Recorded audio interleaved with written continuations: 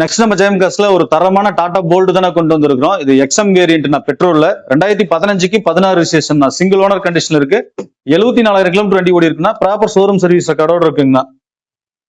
வண்டி நல்ல மெயின்டெனன்ஸ் பண்ணி வச்சிருக்காங்கண்ணா. வண்டியோட ஃபீச்சர்ஸ் பாத்தீங்கன்னா power window, power steering, AC வந்துருந்தா கம்பெனி இன்பில்ட் ஆடியோ சிஸ்டம் வந்துருந்தா, ஸ்டேரிங் மவுண்ட் கண்ட்ரோலோட. 4 டயரும் பாத்தீங்கன்னா ஒரு 50 to 60% பட்டன் இருக்கு.